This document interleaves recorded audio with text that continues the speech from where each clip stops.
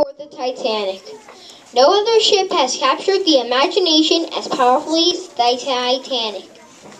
The Titanic was the largest, most luxurious ship to ever sail the ocean in 1912. Passengers included millionaires returning to America from European vacations, middle-class people traveling for business, and immigrants seeking a better life. The Titanic offered many luxuries. They would attract the richest customers by being incredibly luxurious. The design and furniture would be so grand that passengers might think they were in a posh hotel rather than on board a ship. Not so rich people were going too. Many were immigrants, with all of their possessions in their luggage, hoping to start a new life in America. It was called the Millionaire Special. The Ship of Dreams. Unsinkable. The Wonder Ship. The last word in luxury. With a loud screech, the boat train from London to the Southampton pier pulled up close to the Titanic. Carla, Helmina, and Johann were from the same small town and traveled all the way from Sweden together. They stepped off the train and looked up at the ship towering above her. If they craned their necks, they could just see the top of one of the ship's 4 huge funnels. What an exciting adventure this will be, but I'll miss my family in Sweden. I'm going to my brother in Minneapolis to help him in his butcher shop. Life will certainly be different in America. They say that the streets are lined with gold, and all you have to do is reach down and pick it up. Well, I heard that you have to work hard, but with determination you can achieve your dreams. Well, all I know is that I have a job and a family waiting for me in America. I just know I will soon find work too.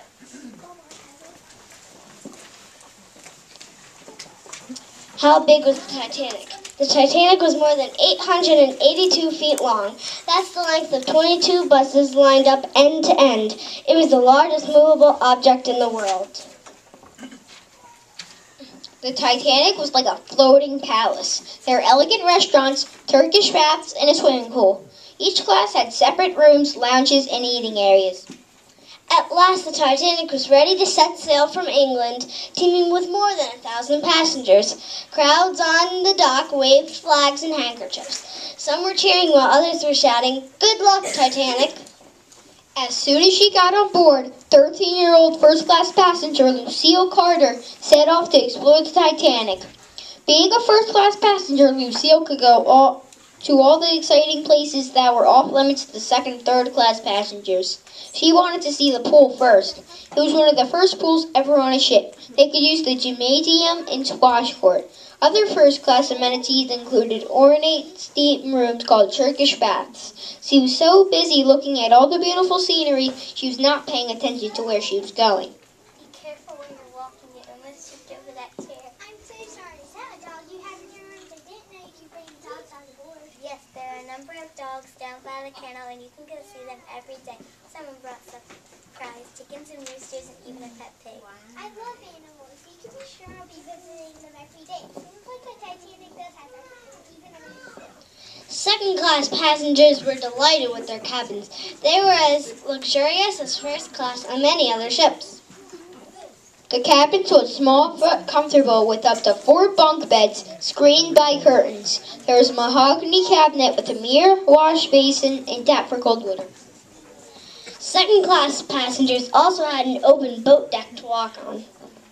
Have you settled in your cabins? Yes. Percy and I are staying in the cabin and then twice a year. Just have we'll be passing lifeboats. Let's go. I see 10 on this side. I remember seeing 10 on the other side. That's 20. Somehow it doesn't seem to be enough for all these people.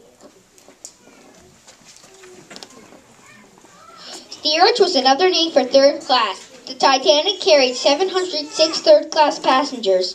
They came from more than 30 different countries, all hoping to find a new and better life in the U.S. Their rooms were the smallest on the Titanic, and steerage tickets were the cheapest. Still, the third-class cabins were roomy with good quality wood paneling, warm floor coverings, and wash basins. The tables in third-class dining rooms were covered in white linen tablecloths, and plenty of nourishing food was served. Well, here we are, 2 markets together. You should be so surprised. Almost half the women in Ireland are either Mary or Margaret. Do you think we'll stay friends once we reach America? I think so. You're going to your aunt's in Philadelphia, and I'm going to my brother's in Brooklyn. Philadelphia and Brooklyn can't be that this fine job. Thank goodness we were lucky enough to get tickets on this fine street.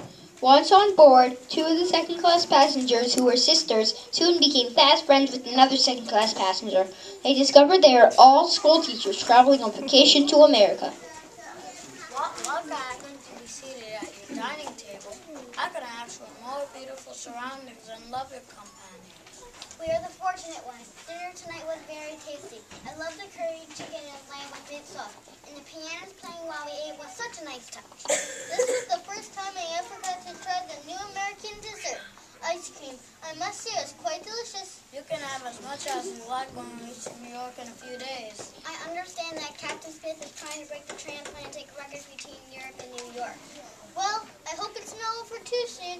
Our second-class stateroom is nicer than some first-class hotels I've stayed at before. First-class bedrooms and parlors were decorated to resemble rooms in mansions and palaces. Ornately carved wood and marble fireplace warmed the first-class lounge. A beautiful glass and wrought iron dome soared above an elegant grand staircase. No expense was spared. A smoking room for men in first class featured stained glass windows and mahogany panels inlaid with mother of pearl. A reading room with delicate furniture was designed for women passengers in first class. The Titanic lived up to the promises. Ladies in fashionable clothes enjoyed afternoon tea. Gentlemen smoked pipes and talked business. The promenade deck, reserved for the use of first-class passengers, was a very lively place. Passengers would chat as they walked around or sat in deck chairs, enjoying the sea air. It was sheltered from rain and bad weather by the boat deck above. Are you enjoying the trip in the first class so far? Yes, I am. I'm especially looking forward to dinner tonight. I'm sitting at the captain's table with John Jack Frost. Rumor has it that he's the richest person on board. The conversation should be very interesting.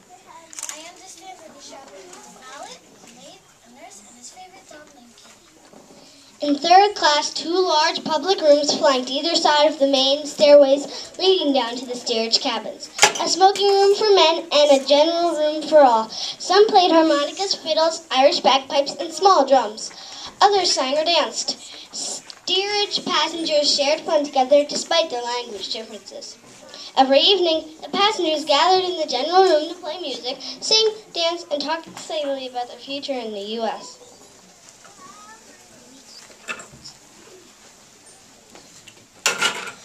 I haven't had this much fun in a long time. I so look forward to each evening's entertainment.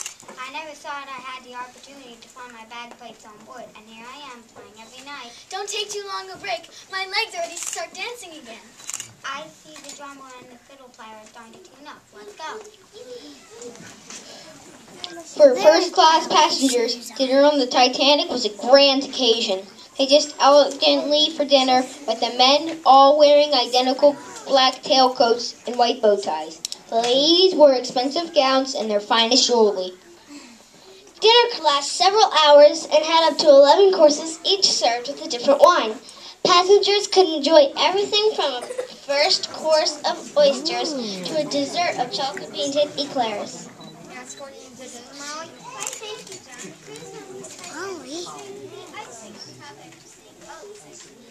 I'll be happy to contribute our purchase a new French car and brought it on board. I also can't wait to I've been away for a long time. The captain of the Titanic was Edward J. Smith. He had a lot to feel happy about. He was commanding a majestic ship on his maiden voyage. The sea was calm and they were making good time. In fact, they might even reach New York ahead of schedule. After 50 years at sea, Smith was the White Star Line's most experienced officer. He was such a favorite of the wealthy passengers who traveled between Europe and the United States that he was known as the millionaire's captain. Throughout the day, the wireless operators received a number of warnings telling them that the Titanic was heading toward an ice field. Captain Smith, here's another ice message. It's from Baltic this time, sir. Everything seems to be going smoothly. The ocean is very calm. Sir, this is the 5th iceberg warning we've received today. Even so, I'm not going to give the order to slow down. First Officer William Murdoch was out the bridge and in control of the wheel. Up in the crow's nest, lookout Frederick Fleet was frantically searching for icebergs. It was 11:40 p.m. on the evening of Sunday, April 14th. If only I had binoculars. It is so dark out because the moon isn't out and the sea is so calm. Keep a sharp eye out for icebergs. What do you see? Iceberg right ahead! I'll reverse the engine to turn the wheel hard. Unfortunately, that was not enough. The iceberg scraped the bottom of the ship, putting a 200-foot gash in the side. Tragically, there is room in the lifeboats for only about half the people on board the Titanic, and only 700 people survived. Many things changed as a result of the Titanic disaster. One was that every ship must have a lifeboat seat and life vest for each person aboard, and that everyone aboard must participate in at least one lifeboat drill to practice evacuation procedures. Also, there must be a 24-hour radio watch. This means every ship's crew must have enough wireless operators for round-the-clock transmissions. In addition, the U.S. Coast Guard created the International Ice Patrol. These officers find, note, and track the movement of ice fields in the Northwest Atlantic. They also conduct a Titanic Memorial Service each year on April 15th. The story of the Titanic reminds us that life can take unexpected turns that we can't control. But they also show us that when times are at their most difficult, each of us has the opportunity and capacity to become a hero. The first, second, and third class passengers who met this evening all survived except John Jacob Astor, and they all went to lead good lives, although never with quite the excitement as they experienced on board the Titanic. I hope everyone enjoyed our play.